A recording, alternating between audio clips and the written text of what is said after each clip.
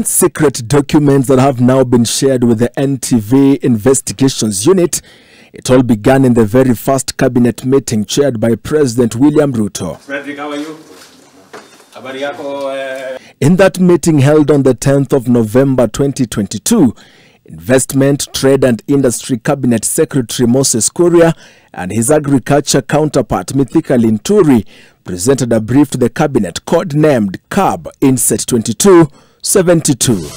That brief was to seek for the importation of maize, beans, rice, sugar, wheat, soya, cooking oil and fertilizer. In the cabinet meeting, please note, the reason for the importation given by Moses Kuria and Mithika Linturi was to assist in lowering the cost of living. It has taken the NTV Investigations Unit 7 months to uncover that a lot more went into the deal than just the flurry of inter-office letters and documents.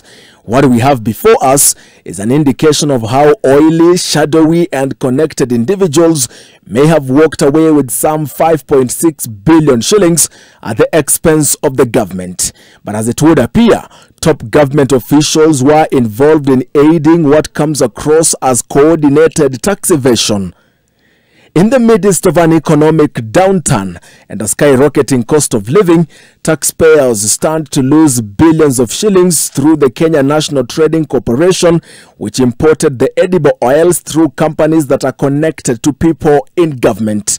It emerges that the companies were deliberately placed in the way of a smooth importation process, that despite having the capacity to procure them from countries of origin, the Kenya National Trading Corporation awarded tenders to middlemen, leading to the possible loss of billions of shillings.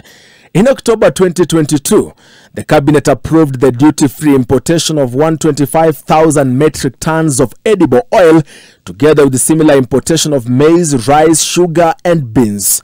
However, glaring inconsistencies in documentation now put the spotlight on the Kenya Revenue Authority and the Kenya National Trading Corporation over blatant disregard of procurement laws and massive tax evasion. Dozens of documents in our possession can now confirm that both the National Treasury and KRA applied the wrong provisions of the law to approve the imports. A circular in our possession approved by National Treasury Cabinet Secretary Professor Njuguna Ndung'u to the Kenya Revenue Authority approving the duty-free importation, copied to the Cabinet Secretaries Moses Kuria and Mithika Linturi, and an internal memo by KRA are both misleading by citing Section 142 subsection 2 of the East African Community Customs Management Act 2004 and paragraph 20 part B of the 5th schedule of the Act for the approvals. The Treasury Circular states that in view of the above,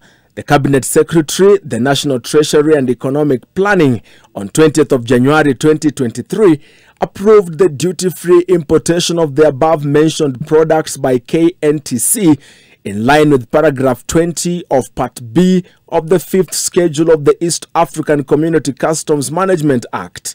The other document was the KRA memo that states the approval is in accordance with the provisions of Section 114 subsection 2 of the East African Customs Management Act and the provisions of paragraph 20 of Part B of the 5th schedule to the Act.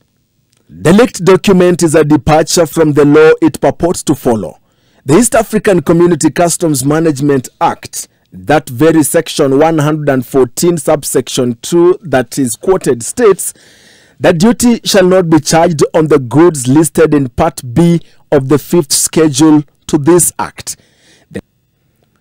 The goods in paragraph 20 of Part B being quoted talks of relief goods imported for emergency use in specific areas where natural disaster or calamity has occurred in a partner state. Goods for emergency relief purposes of such quantities and within a specified period imported by the government or its approved agent or a non-governmental organization or a relief agency. At least with that, we see that there is no provision in law that empowers the Treasury CS to waive duty under the quoted Act except for emergency relief goods, and even then, it must be with the express approval of the East African Council of Ministers and published in the East African Community Gazette notice. Any such tax waiver must be expressly approved by Parliament. NTV has established that the goods by the Kenya National Trading Corporation were imported in full contravention of the law. There has never been a Gazette notice published on the same as required. We can now report that the Kenya Revenue Authority wrongly used Kenya Gazette Notice number 250 to authorize its officials to clear the imported oil. But it is a misleading reference in view of the fact that this is a Gazette Notice issued by the government on the 21st of November 2022 by the President under Order number 2 of 2022 to form the National Steering Committee on Drought Response.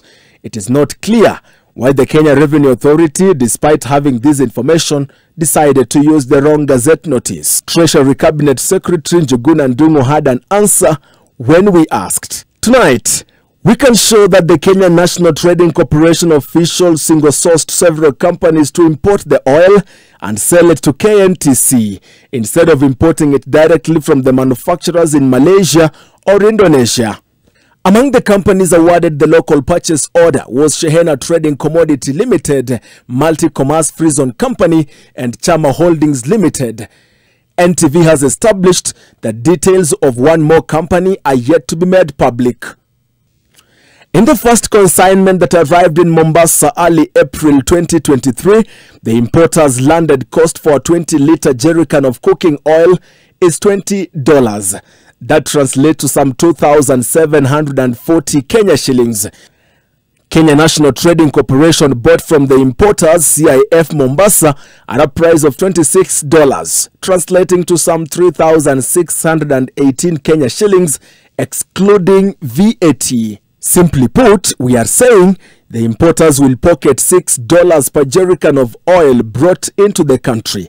At the end of it all, they will earn a massive $41.5 million, translating to $5,651,250,000 from the import of the 125,000 metric tons of edible oil. According to documents in our possession, the first delivery of 300 containers at the Mombasa port, the KNTC paid 16% VAT, but not customs duty and other levies.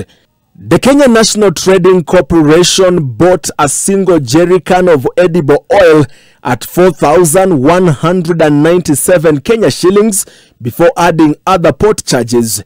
If KNTC were to sell these products to the distributors, wholesalers and retailers as is mandated, they would have to sell it to them at 4,197 shillings after adding the 16% VAT, which amounts to 4,869 Kenya shillings.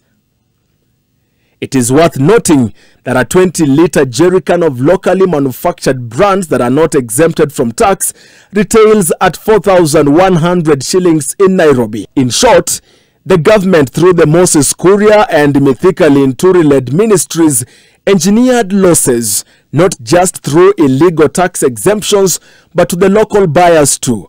The imported cooking oil turns out more expensive than the locally manufactured one.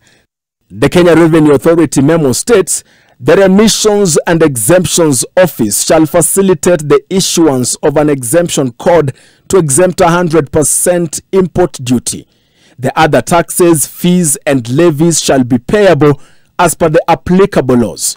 However, the customs entry documents in our possession for the 125,000 metric tons of edible oil reveal that KNTC did not pay the following taxes.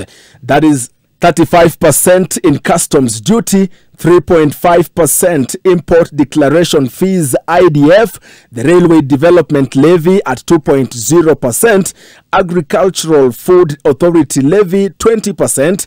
This amounts to a total of 42.5 in taxes. And with that, the figures show that the whole import plan will generate nearly $76 million. That translates to some 10 billion Kenya shillings waiver in taxes that the government granted to Kenya National Trading Corporation.